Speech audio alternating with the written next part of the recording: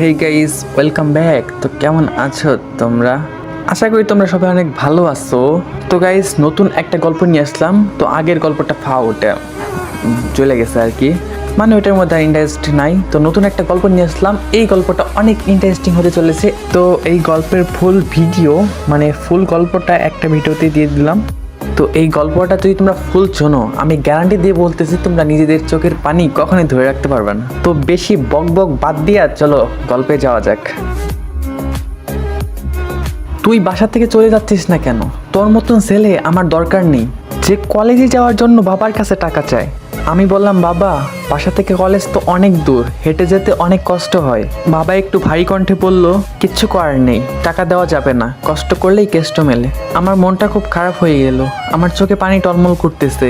তখনই আমার ফুফাতো বোন সিফা আসলো। ও ক্লাস 2 থেকেই আমাদের বাসায় থাকে, এখন ও ক্লাস 9-এ পড়ে। সে বাবাকে এসে বলল, মামা আমার টাকাটা দাও, আমি স্কুলে যাব। তখন বাবা বলল, মা তুমি স্কুলে যাবে, চলো আমার সাথে চলো, আমি নিয়ে যাই। তখন সিফা বলল, মামা থাক, তোমার কষ্ট হবে, আমি নিজেই চলে যেতে পারবো। আচ্ছা মামনি, এই নাও 100 টাকা, ভাড়া 30 টাকা, আর বাকি টাকা দিয়ে তুমি কিছু খেয়ে নিও। তখন সিফা বলল, আচ্ছা মামা। তখন আমি বাবাকে বললাম, বাবা ওর স্কুল তো আমার কলেজের থেকে অনেক কাছে, তারপরেও আপনি ওকে টাকা দিচ্ছেন আর আমাকে টাকা দিচ্ছেন না। তখন বাবা বলল, ওই তোর কাছ থেকে জানতে হবে আমি কাকে টাকা দিব আর কাকে দিব না। ওকে টাকা দিচ্ছি কারণ ও মেয়ে মানুষ, ও রোদ্রে হেঁটে গেলে কালো হয়ে যাবে, তাহলে বিয়ে দিতে পারবো না। আর তুই ছেলে মানুষ, তুই কালো হলেই বা কি। তখন আমি বললাম, তবুও ওকে খাওয়ার জন্য আপনি টাকা দিচ্ছেন। তখনই বাবা আমার গালে জোরে একটা থাপ্পড় দিল এবং বলল, তোর সমস্যা কি? তুই শিবাকে এত হিংসা করিস কেন? আমি যাকে ইচ্ছা তাকে টাকা দিব, তোর কাছে শুনতে হবে? আমার চোখ দিয়ে পানি বের হয়ে গেল। আমি কাঁদতে কাঁদতে মায়ের কাছে গেলাম। মা রান্নার জন্য সবকিছু রেডি করতেছে, আমি তার সামনে দাঁড়িয়ে কান্না করতেছি, কিন্তু তার কোনো খেয়ালই নেই। আমি আম্মুকে বললাম, মা বাবাকে শুধু আমাকে কলেজে যাওয়ার জন্য ভাড়াটা দিতে বলো, কলেজে হেঁটে যেতে যেতে শার্ট ভিজে যায় ঘামে। তখনই আম্মু উঁচু গলায় বলে উঠলো, থাপ্পড় খাবি নাকি যাবি এখান থেকে? তুই দেখতে পারতেছিস না আমি এখন রান্না করতেছি, এখন বিরক্ত করিস না, যাই এখান থেকে। আমি বললাম, মা তুমি একটু বোঝার চেষ্টা করো, আমার খুব কষ্ট হয় হেঁটে যেতে। তখন আম্মু বলে উঠলো, কষ্ট করে মরে যা, যাই এখান থেকে, সর সামনে থেকে। এবার আমি কান্না করতে করতে বাসা থেকে বের হয়ে গেলাম কলেজের উদ্দেশ্যে। আসলে এইসব নতুন না, এইসব প্রতিদিনই আমাকে শুনতে হয়, এসব শুনেও কষ্ট করে আমাকে এইখানেই থাকতে হয়, না হয় যাবো কোথায়? আসলে আমার বাবা মা একটা মেয়ে চেয়েছিলেন, কিন্তু সেখানে আমি পৃথিবীতে আসি। তবুও ভালো চলছিল আমার দিনকাল। যখন আমি ক্লাস 4-এ উঠলাম, তখনই শিফাকে আমাদের বাসায় বাবা মা নিয়ে আসে। তখন থেকেই আমার সাথে এরকম ব্যবহার চলে, শুধু আমাকে একটু ভালোবাসতো আমার মেজু ভাই। যাই হোক, আমার পরিচয়টাই তো দেওয়া হয়নি, আগে আমার পরিচয়টা দিয়ে নেই। আমি আতিক হাসান লিমন, আমি ইন্টার প্রথম বর্ষে পড়ি। আমরা 3 ভাই, আমি সবার ছোট। বড় ভাই বউ নিয়ে আলাদা থাকে, আমার বাবা একজন ব্যবসায়ী। যাই হোক, গল্পে ফিরি। আমি হেঁটে হেঁটে কলেজে পৌঁছালাম, আমার পুরা গা ঘামে ভেজা। ফ্রেন্ডরা বলল, কিরে এসেছিস? তোর জন্য আমরা কতক্ষণ ধরে অপেক্ষা করতেছি, আর তোর পুরো গা এবং ঘামে ভিজা কেন? আরে আর বলিস না, দেখতে পাচ্ছিস না বাইরে কত গরম, এই গরমে ঘাম বেরিয়ে গেছে আর কি। তখন ওইখান থেকে আরেকজন ফ্রেন্ড বলে উঠলো, কে তোর চোখে পানি কেন, তুই কান্না করতেছিস নাকি? তখন আমি বললাম, না কান্না কেন করব, এই ময়লা টয়লা গেছে, এর জন্যই মনে হয় পানি বের হয়ে গেছে। আসলে বাসার কান্নার ছাপ এখনো মুখে ফুটে উঠেছে। তখন ওরা বলল, ওহ আচ্ছা ঠিক আছে, চল ক্লাসরুমে যাওয়া যাক। তারপর আমি বললাম, আচ্ছা ঠিক আছে চল ক্লাসরুমে চল। তারপর আমরা সবাই মিলে ক্লাসরুমে গেলাম। কিছুক্ষণ পর স্যারও চলে আসলো। আমরা সবাই মিলে স্যারকে সালাম দিলাম। স্যার বলল, আচ্ছা ঠিক আছে তোমরা সবাই বসো। স্যার আমাকে উদ্দেশ্য করে বলল, এ কি লিমন, তোমার শার্ট এমন ঘামে ভিজা কেন? পড়ালেখা তো ভালোই করিস, কোনো মেয়ের পিছে ঘুরিস না তো আবার? এইটা শুনে ক্লাসের সবাই হেসে উঠলো, শুধু আমার 3 বন্ধু বাদ দিয়ে। এইটা দেখে খুবই খারাপ লাগলো, কিন্তু তেমন কষ্ট হয়নি, কারণ স্কুলের স্যার ম্যাডামরাও কোনো না কোনোভাবে আমাকে অপমান করে। এইগুলা সহ্য করতে করতে আজ আমি ক্ষতবিক্ষত। যাই হোক, ক্লাসে স্যারের কথায় কোনো উত্তর না দিয়ে আমি চুপ করে বসে রইলাম। এরপর স্যার ক্লাস শুরু করলো। অনেক কষ্টে নিজেকে সামলিয়ে আমি ক্লাসে মন বসালাম, কারণ অপমানিত হওয়ার পর ক্লাসে মন বসানো খুবই কঠিন। তারপর ক্লাস করে ক্লাসরুম থেকে বেরিয়েই ফ্রেন্ডদের বললাম, বিড়িটা দে, আজকে আমি বিড়ি খাবো। এই কথাটা শুনে সবাই আজকে আমার দিকে অবাক দৃষ্টিতে তাকিয়ে আছে, কারণ আমি সব সময় ওদের মানা করতাম যাতে ওরা সিগারেট না খায়, আর আজকে আমি নিজেই খাইতে চাইতেছি। ওরা আমার দিকে হা করে তাকিয়ে আছে। আমি বললাম, কি হলো দে। তারপর সিয়াম আমার দিকে একটা সিগারেট আগিয়ে দিল। আমি সিগারেট হাতে নিয়ে একটা টান দিতেই, ধোঁয়া একটু ভিতরে নিতেই কেসে উঠলাম। আমি সিগারেট টানতে থাকলাম, আমার চোখ দিয়ে অনবরত পানি ভরতেছে। সিয়াম আমার হাত থেকে জোর করে সিগারেট নিয়ে নিল এবং বলল, কি হইলো, তুই কান্না করতেছিস কেন? তখন আমি বললাম, কি করব বল, বাসায় অপমান, বাইরে অপমান, কলেজে অপমান, এইসব নিয়ে কি বেঁচে থাকা যায়? পাশ থেকে অন্য একটা ফ্রেন্ড বলে উঠলো, কি বাসায় অবহেলা? বাসায় অবহেলা মানে কি বলতে চাইতেছিস? আমি বললাম, শুনবি? তাহলে শোন। প্রতিদিন বাসা থেকে আমাকে 1 টাকাও দেয় না, এমনকি আমার পড়ালেখার খরচটাও দিতে চায় না। দিতে চায় না কি, একদম দেই না। আমার লাস্ট 9 বছরে আমার প্রাইভেটের খরচ দিচ্ছিল, এরপরে আর কখনোই টাকা দেয়নি। আমি টিউশনি করিয়ে নিজের খরচ নিজে চালাচ্ছি এবং আমার পড়াশোনাটা কন্টিনিউ করে যাচ্ছি। আমার পরিবার আমাকে সহ্যই করতে পারে না। আমার মেজো ভাইটা আমাকে ভালোবাসতো, কিন্তু এখন ও ভার্সিটিতে পড়ে। এইসব বলতে বলতে ওদের দিকে তাকিয়ে দেখি ওদের চোখে পানি। হঠাৎ এক বন্ধু বলে উঠলো, কিন্তু তারা এমন করে কেন? তখন আমি বললাম, শুনবি আমার কি দোষ? আমার দোষটা হলো আমি মেয়ে না হয়ে ছেলে হয়েছি। আমার বাবা মা আমার জায়গায় একটা মেয়ে চেয়েছিল, কিন্তু আমি মেয়ে হইনি। তবুও আমাদের সংসারটা ভালোই চলছিল। যখন থেকে আমার চাচাতো বোন সিফা আমাদের বাসায় আসে, তখন থেকেই আমার অবহেলিত জীবন শুরু। তখন সিয়াম বলে উঠলো, ওহ এই ব্যাপার, তাহলে থাকছিস কেন বাসায়? আমাদের বাসায় চলে আয়। তখন আমি বললাম, না থাক, তারা আমাকে যতই কষ্ট দিক আমি তাদের সাথেই থাকবো। ওরা বলল, আচ্ছা সাবধানে থাকিস। আমি বললাম, আচ্ছা তোরা থাক, আমি বাসায় যাই, নইলে আবার এই নিয়ে মারতে পারে আমাকে। তখন ফ্রেন্ডটা বলল, আচ্ছা তুই যা। ওদের কাছ থেকে বিদায় নিয়ে আমি বাসার দিকে রওনা দিলাম। একটু এগিয়ে দেখতে পাই শিফা দাঁড়ানো। আমি শিফাকে দেখেও না দেখার ভান করে হাঁটতে থাকলাম। শিফা আমার সামনে এসে দাঁড়ালো এবং বলল, কি হলো ভাইয়া, তুমি আমাকে দেখে না দেখার ভান করে চলে যাচ্ছ কেন? তখন আমি তাকে বললাম, দেখবোন, আমাকে তাড়াতাড়ি বাসায় পৌঁছাতে হবে, দেরি হলে মারতে পারে আমাকে। তখন শিফা বলল, যাবে তো বাসায়, তুমি আমার সাথে যাবে। তখন আমি বললাম, তোর সাথে যাব মানে? তখন শিফা বলল, আমার সাথেই যাবে। এটা বলেই সে একটা রিক্সা দাঁড় করালো। শিফা গিয়ে রিক্সায় উঠে গেল এবং আমাকে ডাকলো, কি হলো, আসো ওঠো। তখন আমি বললাম, না থাক, লাগবে না আমার, আমি হেঁটেই চলে যেতে পারবো। তখন শিফা বলল, ওঠো, উঠতে বলছি ওঠো, যদি না ওঠো আজকে বাসায় গিয়ে তুমি যে সিগারেট খেয়েছো এটা বলে দিব। তখন বাধ্য হয়ে রিক্সায় উঠতে হলো। আমি ভাবতে থাকলাম, এই মেয়ে জানলো কিভাবে যে আমি সিগারেট খেয়েছি? তখন শিফা হঠাৎ বলে উঠলো, কি হলো, কি ভাবছো? আমি কিভাবে জানলাম যে তুমি কিভাবে সিগারেট খেয়েছো? আমি মাথা নাড়িয়ে হ্যাঁ বললাম। তখন শিফা বলল, আমি কলেজে তোমাকে নিতে আসছিলাম, কিন্তু দূরে দাঁড়িয়ে দেখি তুমি এখানে দাঁড়িয়ে দাঁড়িয়ে তোমার ফ্রেন্ডের সাথে সিগারেট খাচ্ছ, তাই আর কাছে যাইনি, দূরে এসে এখানে দাঁড়িয়ে থাকলাম। তখন আমি তাকে জিজ্ঞেস করলাম, তুই আমাকে নিতে এসেছিস কেন? তখন শিফা বলল, আমার ইচ্ছা হয়েছে তার। তখন আমিও আর কথা বাড়ালাম না, চুপচাপ বসে আসছি। কিছুক্ষণের মধ্যেই বাসার সামনে পৌঁছে গেলাম। শিফাও নামলো, আমিও নামলাম। উপরে তাকিয়ে দেখি আম্মু তাকিয়ে তাকিয়ে দেখতেছে। তারপর আমরা দুইজন ভিতরে গেলাম। ভিতরে যেতে না যেতে আম্মু দৌড়ে এসে আমার গালে 2টা থাপ্পড় মারলো জোরে জোরে। বাবা তার পাশেই দাঁড়িয়ে দাঁড়িয়ে দেখতেছে। আমি গালে হাত দিয়ে জিজ্ঞেস করলাম, আম্মু আমাকে মারলেন কেন? তখন আম্মু বলল, মারবো না তো কি করব, তুই রিক্সায় আসলি কেন? তুই হেঁটে হেঁটে বাসায় আসবি। এতক্ষণে বুঝে গেলাম আমার দোষটা কি। তখন চিপা বলল, মামি ও আসতে চাইনি, আমি ওকে জোর করে নিয়ে এসেছি। তখন আব্বু বলল, শিফা মা তুই চুপ থাক, আমি জানি কে কীরকম। আর আমাকে বলল, এই শোন, তোকে যেন শিফার সাথে আর রিক্সায় না দেখি।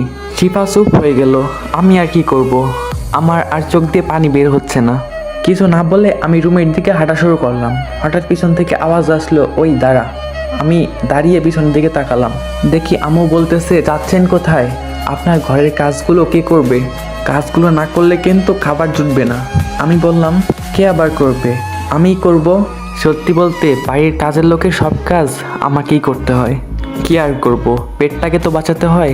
যাই হোক, কাজ করে বুঝতে পারলাম আজকে বাসায় গরুর মাংস রান্না করা হয়েছে। মনে মনে ভাবলাম, যাই হোক আজকে খাবারটা ভালোই হবে। খাবার খেতে খাবারের কাছে গেলাম। টেবিলে গিয়ে দেখি আমার জন্য খাবার বেড়ে রাখা হয়েছে। থালাটা সরিয়ে দেখি আমার জন্য শুধু ডাল ভাত রাখা হয়েছে। দেখে খুব খারাপ লাগলো। আমি আম্মুকে ডাকতে শুরু করলাম, আম্মু আম্মু। আম্মু বললো, কি হয়েছে, এমন ডাকতেছিস কেন? তখন আমি বললাম, আমার জন্য শুধু ডাল ভাত রেখেছো কেন? আজকে তো বাসায় মাংস রান্না হয়েছে। তখন আম্মু বলল, যা রেখেছি ওইটা দিয়েই খা, ওইটাই তোর কপালে আছে। এটা বললে আম্মু চলে গেল। আমি আর কিছু বললাম না। ক্ষুধা লাগছিল অনেক, কিন্তু খেলাম না। না খেয়ে রুমে চলে গেলাম। ক্লান্ত শরীর নিয়ে শুতে না শুতেই ঘুমিয়ে গেলাম। হঠাৎ অনুভব করতে পারলাম কে যেন আমাকে মারতেছে। চোখ খুলে দেখতে পেলাম আম্মু আমাকে লাঠি দিয়ে পিটাচ্ছে। আম্মু বলতে শুরু করলো, কি হলো নবাবজাদা, আপনার ঘুম হয়েছে? আপনি জানেন না আপনার বিকালে কত কাজ? আমি বললাম, আম্মু আমাকে আর মেরো না, আমার খুব কষ্ট হচ্ছে। আম্মু বলল, ওঠেন, আপনার বিকালের কাজগুলো শেষ করেন। আম্মুর মারের হাত থেকে বাঁচার জন্য উঠে দৌড়ে চলে গেলাম বাসন মাজতে। বাসনগুলো নিয়ে মাজতে শুরু করলাম। রান্নাঘরে শিফা আসলো এবং বলল, দাও এগুলো আমি মেজে দিচ্ছি, তুমি দরজার সামনে গিয়ে দেখো এদিকে কেউ আসে কিনা। তখন আমি শিফাকে বললাম, না থাক, আমি মাজতে পারবো, তুই আর আমাকে মার খাওয়াস না, তোর জন্য আমি সকালে মার খেলাম। শিফা আর কিছু বলল না, মনে হয় ও মনে কষ্ট পেয়েছে, তাই মন খারাপ করে চলে গেল। আমি বাসনগুলো মেজে খাবার খেয়ে চলে গেলাম টিউশনি পড়াতে। তারপর আমার স্টুডেন্টদের পড়িয়ে আমি বাসায় আসার জন্য হাঁটা শুরু করলাম। আমি হাঁটতেছি আর ভাবতেছি কবে পাবো আমি এই অবহেলিত জীবন থেকে মুক্তি। এইসব ভাবতে ভাবতে আমি বাসায় চলে আসলাম। বাসায় এসে হালকা কিছু কাজ করে নিলাম, তারপর পড়তে বসলাম। কিছুক্ষণ পড়ালেখা করে তারপর খেতে গেলাম। খাবার টেবিলে গিয়ে দেখলাম সবাই খেতেছে। এতে আমার কোনো দুঃখ হয়নি, কারণ প্রতিটা দিনই এরা আমাকে রেখেই খায়। আমি দেখলাম টেবিলে আমার জন্য ভাত বেড়ে রেখে দিছে। আমি গিয়ে দেখলাম এখনো আমার জন্য ডাল ভাত বেড়ে রাখা। হালকা মন খারাপ হলো, পাশে তাকিয়ে দেখলাম সবার প্লেটেই মাংস। এতে তো মন খারাপ হলো, কিন্তু আমি খেয়ে নিলাম। তারপর গিয়ে পড়তে বসলাম, কিন্তু গরমের জন্য পড়া ঠিকভাবে হচ্ছে না। সব রুমে ফ্যান থাকলেও আমার রুমে ফ্যান নেই। টি শার্ট খুলে আমি পড়তে শুরু করলাম।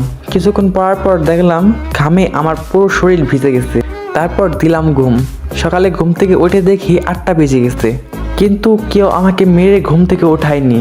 আমার ভাবতে অবাক লাগতেছে, প্রতিদিন তো 7টার সময়ই ঘুম থেকে না উঠলে মারতে মারতে আমার শরীর ব্যথা করে দেয়। প্রতিদিন আমার মার খেয়ে কাঁদতে কাঁদতেই দিন শুরু হয়, কিন্তু আজকে তো তা আর হলো না।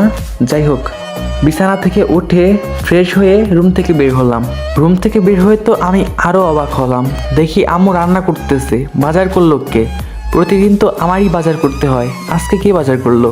আম্মু আমার দিকে তাকিয়ে আমার কাছে আসলো, এসে আমাকে জড়িয়ে ধরলো এবং বলল, বাবা আমাকে ক্ষমা করে দে, আমি এতদিন তোর ওপর নির্বিচারে অনেক অবহেলা করেছি, অনেক কষ্ট দিয়েছি, আমাকে ক্ষমা করে দে বাবা।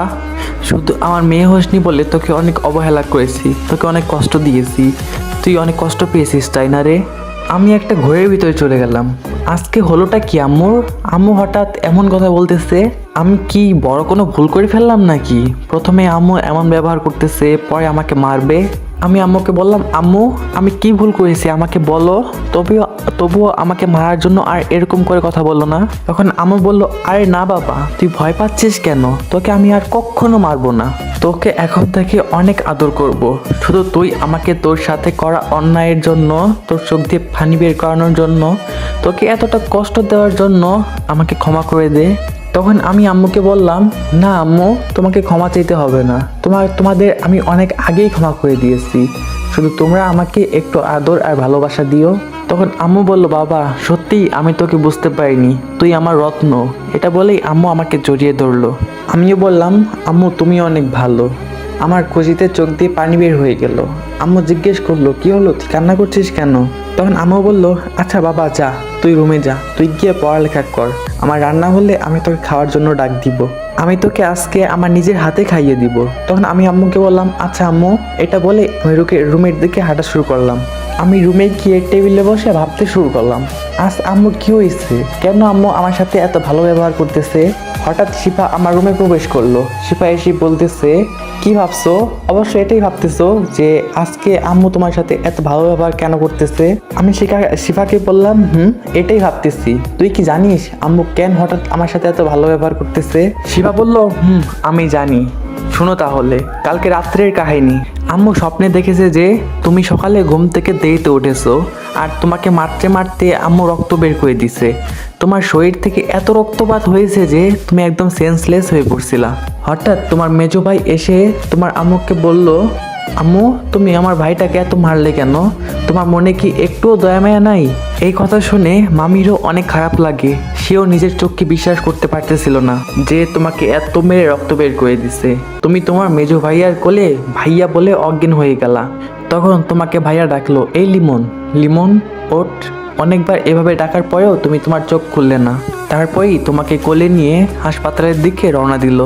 একটা রিক্সায় করে তোমাকে হাসপাতালে নিতে চাইলো ভাইয়া, কিন্তু তোমার আম্মু বলল, এই হাবিব দ্বারা আমাদের গাড়িতে করে ওকে হাসপাতালে নিয়ে চল। তখন ভাইয়া বলল, না আম্মু, তোমাদের বাসার কিছু আমার ভাইয়ের লাগবে না, বলেই রিক্সা নিয়ে হাসপাতালের দিকে গেল। কথাটা শুনে মামি অনেক কষ্ট পেল, ভিতরে ভিতরে নিজে অনেক অনুতপ্ত হলো। সে মনে মনে ভাবতেছিল, সে কি এতটাই নিষ্ঠুর, নিজের ছেলেকে মেয়ে রক্তাক্ত করেছে, নিজের ছেলের এত অনুরোধ তার কানে যায়নি। তার তোমার জন্য খুব মায়া লাগতে লাগলো। সে গাড়ি নিয়ে ভাইয়া রিক্সার পিছনে পিছনে যেতে লাগলো। ভাইয়া হাসপাতালে পৌঁছে গেল, মামিও পৌঁছে গেল। ডাক্তার তোমাকে ভিতরে ঢুকালো, ভাইয়াও সাথে গেল। যেই না মামি ঢুকতে গেল, তখনই তাকে আটকে ভাইয়া বলল, না, তোমার ভিতরে আসার দরকার নেই। তখনই মামি চিৎকার করে ঘুম থেকে উঠে গেল এবং বলতে শুরু করলো, এই আমাকে যেতে দে, আমার ছেলের কাছে আমাকে যেতে দে, আমার ছেলেকে দেখতে দে, আমি যে অনেক বড় ভুল করে ফেলেছি, বলেই মামি কান্না শুরু করে দিল। তখনই পাশ থেকে মামা লাফিয়ে উঠলো এবং বলল, এই কি হয়েছে তোমার, তুমি এইভাবে কান্না করতেছো কেন? তখন মামি ভেজা ভেজা কণ্ঠে তোমার আব্বুকে বলল, আমরা ছেলেটার প্রতি অনেক অন্যায় করে ফেলছি, ওকে অনেক কষ্ট দিয়ে ফেলছি, ওর সাথে আর খারাপ ব্যবহার করা যাবে না, ওকে আগলে রাখতে হবে। তখনই মামা বলল, আসছে, যাও তুমি ওর সাথে ভালো ব্যবহার করো, আমি করতে পারবো না, ওকে আমার একদম সহ্যই হয় না। তখন মামি বলল, তুমি যা করার করো, কিন্তু আমার ছেলেকে আমি আর কষ্ট পেতে দিব না, আমি গিয়ে একবার দেখে আসি আমার ছেলেটা কেমন আছে। তখন মামা বলল, কি জানি কি স্বপ্ন দেখলো, কে থেকে কি হলো, কিন্তু আমি কখনোই চেঞ্জ হব না, আমি আমার মতন করেই থাকবো, আমার এত আধিক্যতা ভালো লাগে না, বলেই শুয়ে পড়ল। এইদিকে মামি তোমার রুমে এসে দেখে তুমি ঘামে ভেজা শরীর নিয়ে ঘুমাচ্ছ। সে তোমার কাছে গিয়ে তার নিজের আঁচল দিয়ে ঘাম মুছে দিল। তারপর অন্য ঘর থেকে পাখা এনে তোমাকে বাতাস করতে থাকে। তারপর ভোরবেলা চলে গেল। তারপর সকালবেলা মামাকে জোর করে বাজারে পাঠালো এবং বাসায় একটা চাকর আনতে বললো। তারপর তোমার ঘুম ভাঙলো, আর তারপর সব কিছু তো তুমি জানোই। এটা বলেই সে কালকে রাত্রের কাহিনী শেষ করলো। আমি বললাম, আজকে আমার খুব খুশি লাগতেছে রে। তখন শিবা বলল, খুশি তো লাগবেই, হাবিব ভাইয়া আসবে, তুমি জানো অবশ্যই। তখন আমি বললাম, ভাইয়ার পরীক্ষা শেষ, এখন ভাইয়া একবারে আমাদের কাছে চলে আসবে। তখন শিবা বলল, আচ্ছা তুমি থাকো, আমি গেলাম। আমি বললাম, আচ্ছা ঠিক আছে। তারপরে আমিও পড়তে বসলাম। তার কিছুক্ষণ পর আম্মু ডাক দিল খাবার জন্য। আমিও বাধ্য ছেলের মতন আম্মুর ডাকে সাড়া দিয়ে খাবারের টেবিলে গেলাম। তারপর আম্মু আমাকে নিয়ে তার পাশে বসালো এবং বলল, আয় বাবা বস, আজকে তোকে আমি আমার নিজের হাতে খাইয়ে দিব। আমি গিয়ে বসলাম। হঠাৎ বাবার দিকে চোখ গেল, দেখলাম বাবা আমার দিকে বড় বড় চোখ করে তাকিয়ে আছে। আমি ভয়ে চোখটা নামিয়ে নিলাম। আম্মু ভাত এনে আমাকে আমার মুখের সামনে ধরলো, নে বাবা খেয়ে নে, আজকে আমি তোর পছন্দের মাংস রান্না করছি। আমার খুশিতে চোখ দিয়ে পানি বের হয়ে গেল। আম্মু বললো, কি হলো বাবা, কান্না করছিস কেন? নে বাবা খাবারটা খা, তুই আর কান্না করিস না। তখন আমি বললাম, না আম্মু, আমি কান্না করছি না তো, আসলে খুশিতে আমার চোখ দিয়ে পানি বের হয়ে গেছে। পাশ থেকে আব্বু বললো, ন্যাকামি দেখে আর বাঁচি না, যত সব আদিক্ষেতা, বলেই আব্বু খেতে লাগলো। আমার একটু খারাপ লাগলো, কিন্তু কিছু বলার নাই। তারপর খাবার শেষ করে রেডি হয়ে কলেজে যাওয়ার জন্য বের হলাম। হঠাৎ আম্মু পিছন থেকে ডাক দিয়ে বললো, এই নে 500 টাকা। আমি বললাম, কি হলো, টাকা দিচ্ছ কেন? তখন আম্মু বলল, তুই যে কলেজে যাস, তোর টাকা লাগে না? আমি বললাম, লাগে তো, কিন্তু আমি এত টাকা দিয়ে কি করব? তখন আম্মু বলল, আজকে তোর বন্ধুদের খাওয়াই একটু, তাছাড়া লাগেই তো। তখন আমি বললাম, তাও এত টাকা তো লাগতো না। তখন আম্মু বলল, তুই যা, কলেজে যা, সাবধানে যাবি এবং কলেজ শেষ করে সোজা বাড়িতে আসবি, কোথাও যাবি না। আর আমি জানি তুই বিকেলে টিউশনি করস, আজকে বিকেলে গিয়ে সব কিছু বাদ দিয়ে দিবি। আমি বললাম, আচ্ছা আম্মু। এটা বলেই আমি বাসা থেকে বের হয়ে গেলাম। বাসা থেকে বের হতেই দেখলাম গেটের সামনে শিফা দাঁড়ানো। আমি আসাতে রিক্সা ডাকলো, আর একটা রিক্সাও চলে আসলো। শিফা গিয়ে রিক্সায় উঠলো এবং আমাকে ডাকলো, লিমন ভাইয়া আসো, একসাথে কলেজে যাব। আমি আমার স্কুলে নেমে যাব, তুমি তোমার কলেজে যাবা। তখন আমি বললাম, না থাক, তুই যা, আমি অন্য একটা রিক্সা নিতেছি। আরে আসো তো, এটা বলেই শিফা আমাকে জোর করে রিক্সায় ওঠালো। তারপর আমি শিফাকে তার স্কুলে নামিয়ে দিয়ে আমি আমার কলেজে চলে গেলাম। কলেজে পৌঁছাতেই দেখতে পেলাম সব হারামিগুলা একসাথে দাঁড়িয়ে আছে। আমি ওদের সামনে গিয়ে দাঁড়ালাম এবং ওরা বলল, কি রে তুই আজকে রিক্সায়, কি ব্যাপার?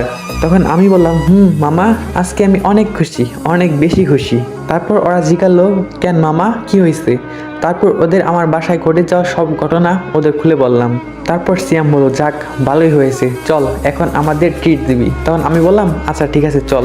তারপর ওদের নিয়ে ক্যান্টিনে গেলাম এবং ওদের ট্রিট দিয়ে ক্লাসরুমে গেলাম। ক্লাসরুমে যেয়ে ঘটলো আবার আরেক কাহিনী। আমরা ক্লাসে ঢুকে সবাই মিলে একসাথে গল্প করতেছি, হঠাৎ স্যার এসে ঢুকলো ক্লাসরুমে।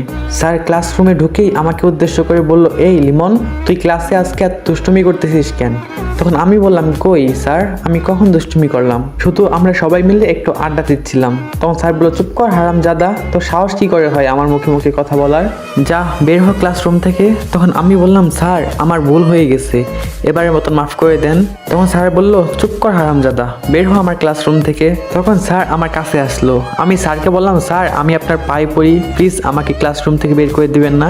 তখন স্যার বলল, তুই আগে বের হ ক্লাসরুম থেকে, আমি জানি তো এই ক্লাসরুম থেকে বের করে দিলে কেউ জবাব দিয়ে নিতে আসবে না তোর পরিবার থেকে, বলেই আমার কলার ধরে ক্লাস থেকে বের করে দিল। হঠাৎ একটা মহিলার কণ্ঠে বলে উঠলো, স্যার ছেলেটার কলার ছেড়ে দিন আপনি। সবাই দরজার দিকে তাকালো, আমিও দরজার দিকে তাকিয়ে দেখি আম্মু এসেছে কলেজে। আমি অবাকের চরম শিখরে, আজকে মা এসেছে আমার কলেজে। এর আগে আমার মা আমার কলেজে কখনোই আসেনি। আমার ফ্রেন্ডরা অবাক, আপনি কে যে ওর কলার ছাড়তে বলতেছেন? তখন আম্মু বলল, আমি কে সেটা খুব তাড়াতাড়ি জেনে যাবেন। তখন আম্মু প্রিন্সিপাল স্যারকে ডাক দিল, স্যার এদিকে আসেন তো। প্রিন্সিপাল স্যার এসে স্যারকে উদ্দেশ্য করে বলল, আপনি লিমনের কলার ধরে আছেন কেন? তখন স্যার বলল, না মানে আসলে প্রতিদিন ক্লাসে দুষ্টুমি করে ও। তখন প্রিন্সিপাল স্যার বলল, চুপ করেন আপনি, আমি সব কিছু শুনেছি, বলতে গেলে রীতিমতো আপনি ওর উপর অত্যাচার করেন। তখন স্যার বলল, দেখেন স্যার আমি কিছু করিনি, ও ক্লাসে বেয়াদবি করে তাই ওকে আমি শাস্তি দেই। তখন প্রিন্সিপাল স্যার বলল, আপনাকে আর এই কলেজে শিক্ষকতা করতে হবে না, আমি পুলিশ ডাকতেছি, পুলিশই আপনার ব্যবস্থা করবে। তখন স্যার বলল, প্রিন্সিপাল স্যার আমার ভুল হয়ে গেছে, আমার সাথে প্লিজ এমন করবেন না, আমাকে মাফ করে দিন। তখন প্রিন্সিপাল স্যার বলল, না আপনার মতো শিক্ষক এই কলেজ দরকার নেই। তখন আমি বললাম, স্যার থাক না, এবার মাফ করে দেন, ওনাকে পুলিশে দেওয়া লাগবে না, উনি তো একজন শিক্ষক, ওনাকে পুলিশে দিলে ও অনেক অপমানিত হবে, প্লিজ ওনাকে ক্ষমা করে দেন। প্রিন্সিপাল স্যার আমার দিকে অবাক দৃষ্টিতে তাকিয়ে আছে। আম্মু বলল, তুই চুপ কর, দেখিস না স্যার তোর সাথে কেমন ব্যবহার করে, কেমন অত্যাচার করে, তার উপর ওনার শাস্তি পাওয়া দরকার। আমি বললাম, না আম্মু যত যাই হোক তিনি আমার গুরুজন, ওনার কিছু করা লাগবে না, শুধু উনি ওনার ভুলগুলো শুধরে নিলেই হবে। তখন প্রিন্সিপাল স্যার বলল, আচ্ছা ঠিক আছে, তোর কথা শুনে এরকম একটা স্যারকে ক্ষমা করে দিলাম, উনি যদি আর কোনোদিন এরকম কিছু করে তাহলে ওনাকে চাকরি থেকে বরখাস্ত করব তো করবই, সাথে শাস্তিরও ব্যবস্থা করব। তো আসসালামু আলাইকুম গাইজ, যেহেতু তোমরা গল্পটা এই পর্যন্ত দেখতেছো তাহলে অবশ্যই তোমাদের কাছে গল্পটা ভালো লাগতেছে। তো কেমন লাগতেছে অবশ্যই কমেন্টে জানাও, আর চ্যানেলটা সাবস্ক্রাইব করতে ভুলবা না। তখন স্যার বলল, জি স্যার আমাকে এবারের মতন ক্ষমা করে দিন, আমি এই ভুল আর কখনোই করব না, আমি নিজেকে শুধরে নিব। আমি এমনিতে আমার পরিবার নিয়ে খুব কষ্টে আছি, আর তার মধ্যে যদি আমার এই চাকরি চলে যায় তাহলে আমার পরিবার না খেয়ে মরবে। আপনি ক্ষমা কার কাছে চান? ক্ষমা চান লিমনের কাছ থেকে, ওর জন্যই আজকে আপনাকে ক্ষমা করে দিলাম, ওর কাছ থেকে কিছু শিখেন। লিমন সত্যিই রে, তুই অনেক ভালো একটা ছেলে, আমি তোর সাথে কত কিছু করলাম আর তুই আমাকে ক্ষমা করে দিলি। এই আমি কিনা তোকে এত কষ্ট দিয়েছি, আসলে তোর বাসা থেকে কেউ কখনো আসেনি তো, তাই তোর সাথে অমন করে আমি একটু আনন্দ পেতাম। আমার অনেক বড় ভুল হয়ে গেছে, আমাকে শুধরানোর একটা সুযোগ দে, আমি এই ভুল আর কখনোই করব না। আমি বললাম, না স্যার ক্ষমা চাইতে হবে না, আপনি শুধু ঠিকভাবে শিক্ষকতা করিয়ে যান, আমি শুধু এইটাই চাই। তারপর আম্মুকে বুঝিয়ে বাসায় পাঠিয়ে দিলাম। তারপর আবার ক্লাস শুরু হলো। তারপর ক্লাস করে আমরা ক্লাস শেষে একটু আড্ডা দিয়ে আবার বাড়ির দিকে রওনা হলাম। আমার অনেক খুশি লাগতেছে, কারণ আমার মেজো ভাইয়া বিকালে বাসায় আসবে। আমার মেজো ভাই আমাকে অনেক বেশি ভালোবাসে। যাই হোক, দুপুরে খাবার খেয়ে যেখানে যেখানে টিউশনি করতাম সেখানে চলে গেলাম। আমি সবাইকে জানিয়ে দিলাম আমি আর টিউশনি করাবো না, আমি আর তাদের পড়াবো না। তারা অনেক কষ্ট পেল, কিন্তু তারা যখন জানতে পারে আমার ফ্যামিলি আমাকে মেনে নিয়েছে তখন তারা অনেক আনন্দিত হয়। বাসায় আস্তে আস্তে আমার ভাইয়া কল দিল। আমি কল রিসিভ করে বললাম, ভাইয়া বলো। তখন ভাইয়া বলল, আমি চলে আসছি। কই তুই? আমাকে বাস স্ট্যান্ড থেকে বাসায় নিতে আয়। তখন আমি বললাম ওকে ভাইয়া, আমি আসতেছি, আমি তোমার জন্য অপেক্ষা করব। তখন ভাইয়া বলল আচ্ছা ঠিক আছে আয়। তারপর কল কেটে দিয়ে আমি একটা রিক্সা নিয়ে বাস স্ট্যান্ডের উদ্দেশ্যে যেতে লাগলাম। কিছুক্ষণের মধ্যেই আমি বাস স্ট্যান্ডে পৌঁছে গেলাম। ভাইয়া আসেনি দেখে আমি দোকানে গিয়ে একটা চিপস কিনে খেতে শুরু করলাম। খাওয়া শেষ হতে না হতেই দেখলাম ভাইয়ারা চলে আসছে। আমি ভাইয়াকে দেখে দৌড়ে ভাইয়ার কাছে গেলাম। ভাইয়া আমাকে দেখে তার ব্যাগগুলো হাত থেকে ফেলে আমাকে এসে জড়িয়ে ধরলো।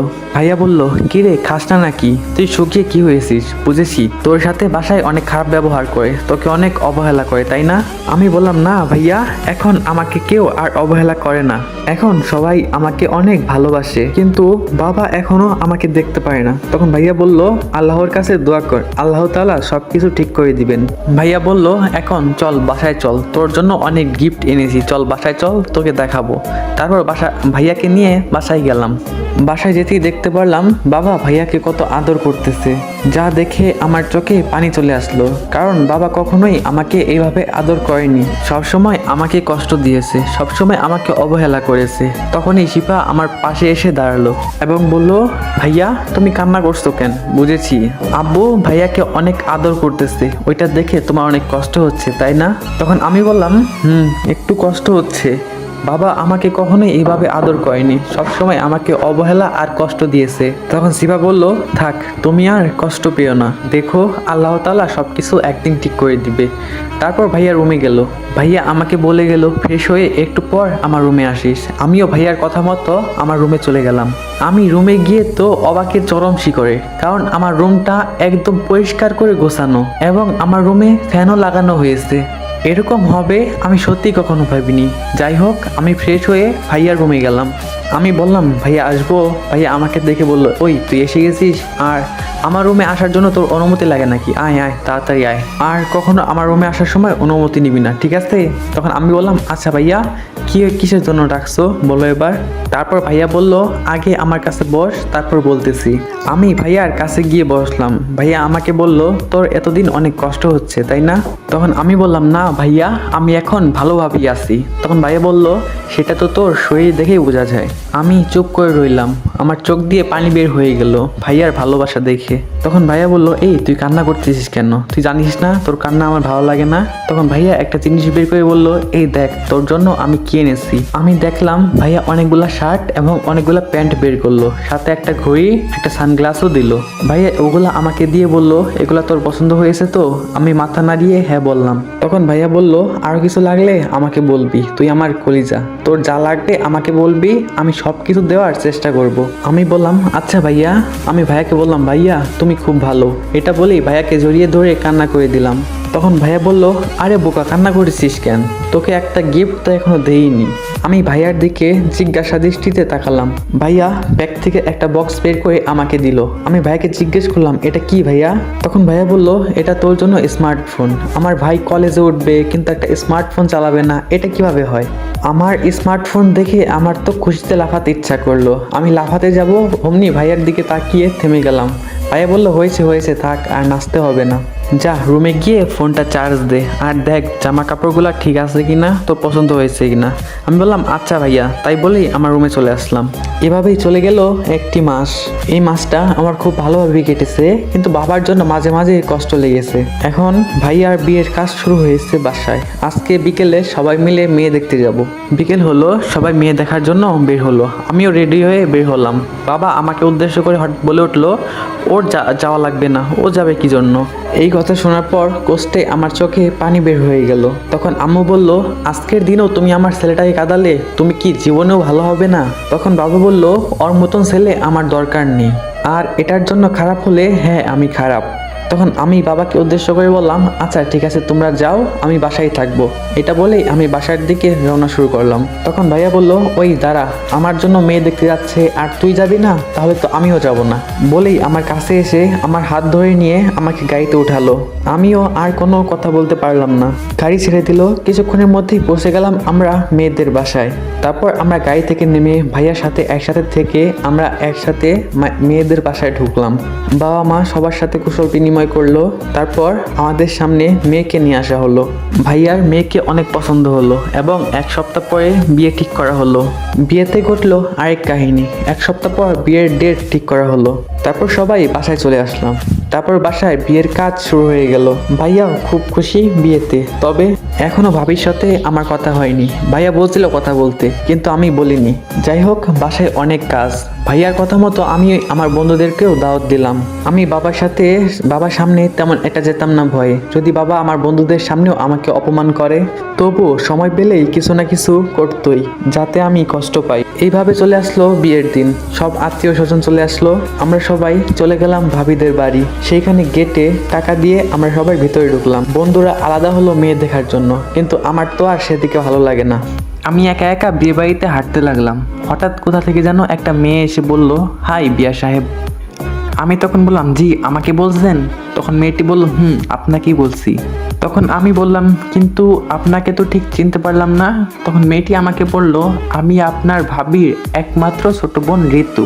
তখন আমি বললাম, ও আচ্ছা, তাহলে আপনি তো আমার বেআইন। তখন কোথা থেকে যেন আবার শিফা চলে আসলো। শিফা এসেই বলল, ভাইয়া তুমি এখানেও কেন, আর এখানে কি কথা চলে? তখন ঋতু বলল, এই মেয়ে কে তুমি? তুমি দেখতে পারতেছো না আমরা কথা বলতেছি? তুমি মাঝখানে এসে ডিস্টার্ব করতেছো কেন? তখন শিফা একটু রেগে গিয়ে বলল, এই মেয়ে তোমার সমস্যা কি? এ আমার বয়ফ্রেন্ড এবং আমার ফুয়াতো ভাই। আমি শিফার কথা শুনে তো একদম আকাশ থেকে পড়লাম। কি বলতেছে এই মেয়ে? তখন ঋতু আমাকে বলল, কি হলো লিমন, এই মেয়েটা কি সত্যি কথা বলতেছে? আমি কিছু বলতে যাব, তখনই শিফা আমাকে আটকে দিয়ে বলল, ও কি বলবে, যা বলার তো সব কিছু আমি বলেই দিয়েছি। তখন ঋতু বলল, লিমন এগুলা কি হচ্ছে? তখন শিফা ঋতুকে বলল, এই মেয়ে তুই একদম কথা বলবি না, তোকে যেন লিমনের আশেপাশেও না দেখি। এটা বলেই শিফা আমাকে টানতে টানতে ভিতরে নিয়ে গেল। আমি শিফাকে বললাম, কি হচ্ছে এগুলা? তুই কি করতেছিস এগুলা? কি বললি ওকে এগুলা? তুই কেন বললি এমন কথা? তুই এখন আমার সামনে থেকে যা, আমাকে একটু ভালো থাকতে দে। তখন শিফা আমাকে বলল, কেন, আমি তোমাকে খারাপ কি করেছি? তখন আমি শিফাকে বললাম, তুই তো জানিসই এমনি বাবা মা আমাকে দেখতে পারে না, তার উপর তুই আমার সাথে যেরকম ব্যবহার করতেছিস, এগুলো যদি বাবার কানে যায়, বাবা একদম আমাকে মেরেই ফেলবে। শিফা আমার কথা শুনে চুপ করে গেল, কোনো কথা বলতেছে না। তখনই আমার বন্ধুরা আসলো। কিরে লিমন, তুই কোথায় থাকিস? তুই তো খুঁজেই পাই না। আমরা সবাই মিলে একসাথে ঘুরতেছি আর তুই এখানে একা একা দাঁড়ায় আছিস, কি করিস বলতো? তখন আমি তাদের বললাম, আরে ভাই এখানে অনেক কাহিনী ঘটেছে। তখন এক বন্ধু জিজ্ঞেস করলো, কিরে লিমন কি হয়েছে, আমাদের সব খুলে বলতো। তখন আমি শিফা আর ঋতুর সব কাহিনী ওদের বললাম। আমার কথা শুনে সিয়াম বলল, আরে এই কাহিনীটা মিস করে গেলাম। তখন পাশ থেকে আরেক বন্ধু বলল, আমার মনে হয় কি শিফা তোকে ভালোবাসে। তখন আমি বললাম, আরে ভাই আমার দিকটা একটু দেখ। তখন সিয়াম বলল, তোর দিক থেকেও তুই ঠিক আছিস। তখন আমি বললাম, আরে ভাই বাদ দে তো এইসব, চল এখন ভিতরে। তারপরে সবাই মিলে বিয়ে বাড়ির ভিতরে গেলাম। গিয়ে দেখি ভাইয়াকে স্টেজে বসানো হয়েছে। ভাইয়ার পাশে ভাবিও বসে আছে। একবার কথা বলতে গিয়েও বলিনি, আমার কথা বলতে লজ্জা লাগছিল। যতই হোক অচেনা মানুষ, লজ্জা তো একটু লাগবেই। তার সাথে যদি আগে কখনো কথা হতো তাহলে বিষয়টা আলাদা থাকতো। যাই হোক, আমি ভাইয়ার সাথে টুকটাক কথা বলে আবার বন্ধুদের কাছে ফিরে আসলাম। তারপর বন্ধুদের সাথে হাঁটতে লাগলাম। তখনই ঋতু আসলো।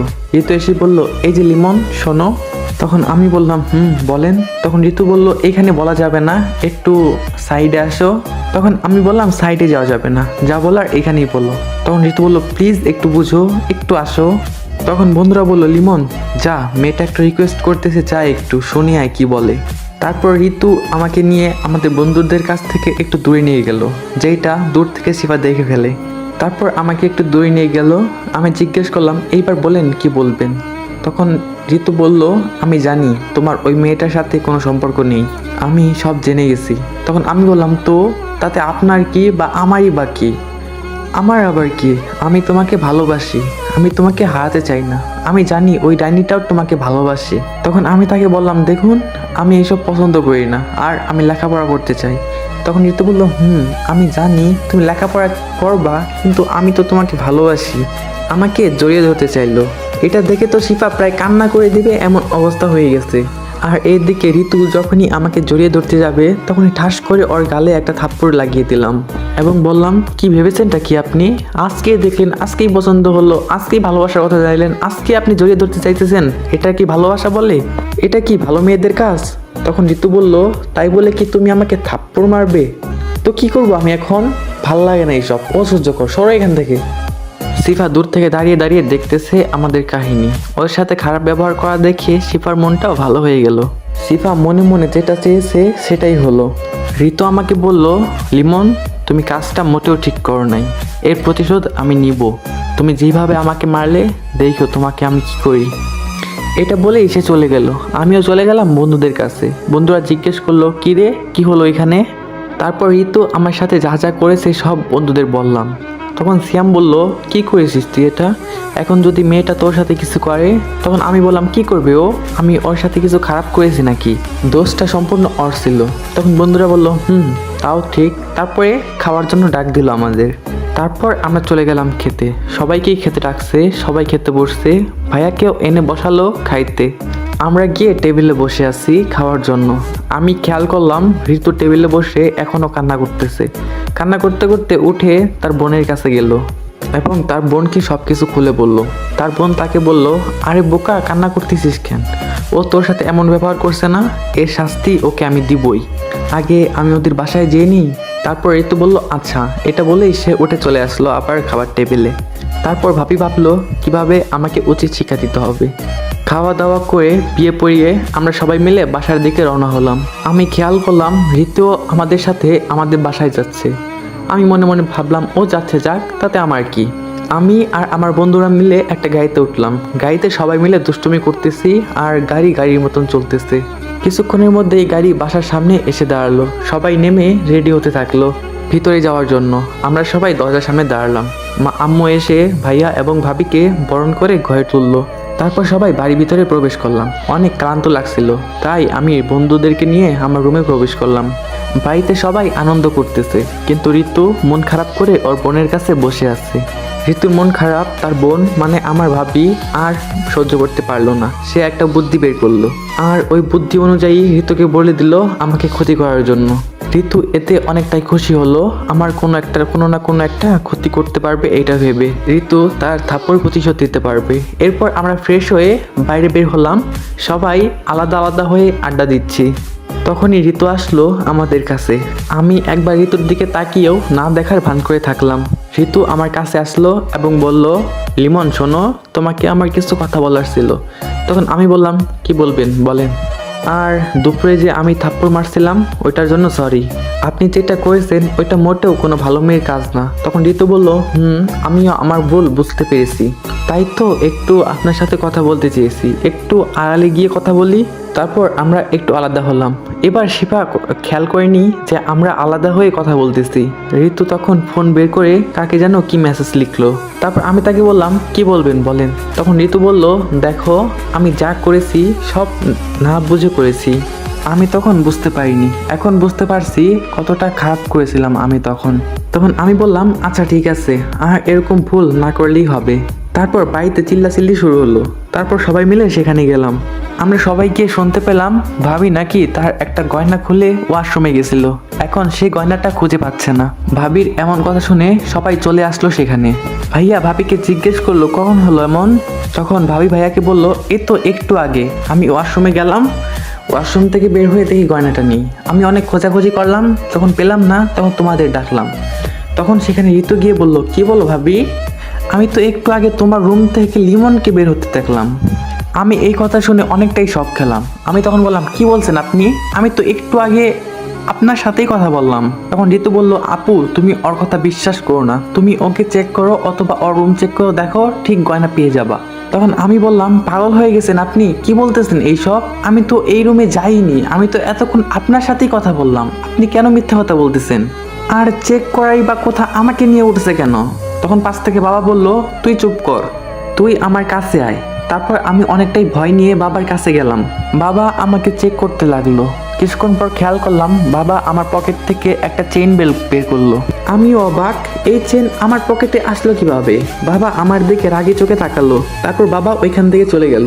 ভাইয়া আমার কাছে আসলো, কাছে এসে ঠাস ঠাস কয়েকটা থাপ্পড় আমার গালে লাগিয়ে দিল। ভাইয়া তখন আমাকে বলতে শুরু করলো, কি কইনি তোর জন্য? কোনটা চেয়েছিস যেটা দেইনি আমি? তুই যা চেয়েছিস ওইটা দেওয়াই ট্রাই করছি, তারপরেও তোকে এইভাবে চুরি করতে হলো, তাও আবার নিজের ভাইয়ের ঘরে। তখন আমি ভাইয়াকে বললাম, ভাইয়া বিশ্বাস করো আমি চুরি করিনি, এটা আমার পকেটে কিভাবে আসলো আমি কিচ্ছু জানিনি। তখন পাশ থেকে ভাবি বলল, তুই চেন নিয়ে আসনি, তোর চেন কি তোর পকেটে হাওয়ায় ভেসে গেল নাকি? তখন পাশ থেকে ভাইয়া বলল, তুই আর আমাকে কখনো ভাইয়া বলে ডাকবি না, আমি কোনো চোরের ভাই না। ভাইয়ার কথা শুনে আমার অনেক কষ্ট লাগলো। যেই ভাইয়া আমাকে এত ভালোবাসতো, পরিবারের সবাই আমাকে অবহেলা করতো, কিন্তু ভাইয়া আমাকে ভালোবাসা দিয়ে আগলে রেখেছে, আর সেই কিনা আজকে বলতেছে যে আমি তার ভাই না। আমার সাথে কেন এমন হলো? আমি তো কিচ্ছু করিনি, আর চেনটা আমার পকেটে কেমনে আসলো আমি তো কিচ্ছুই বুঝতে পারতেছি না। আমি ভাইয়াকে বললাম, ভাইয়া বিশ্বাস করো আমি জানি না এই চেনটা আমার কাছে কিভাবে আসলো, আমি দেখিনি, আমি সত্যি কথা বলতেছি ভাইয়া, বিশ্বাস করো আমি চেনটা নিইনি, আমি বুঝতে পারতেছি না এটা কিভাবে আসলো। হ্যালো আসসালামু আলাইকুম গাইস, সিজন 1 এখানেই শেষ। আর যেহেতু তোমরা এই পর্যন্ত গল্প দেখেছো, অবশ্যই তোমার কাছে গল্পটা ভালো লেগেছে, আর কেমন লেগেছে অবশ্যই কমেন্ট বক্সে জানাবা। আর পরের সিজনটা চাই কি না ওইটাও কমেন্ট বক্সে জানাবা। তোমাদের কমেন্টই আমাকে নেক্সট সিজন তাড়াতাড়ি আনার জন্য উৎসাহ জাগাবে। তো গল্পটা ধামাক্কা হতে চলেছে, তোমরা কমেন্ট বক্সে জানাবা নেক্সট সিজন চাই কি না। তো আজকের মতন আল্লাহ হাফেজ, দেখা হচ্ছে নেক্সট সিজনে।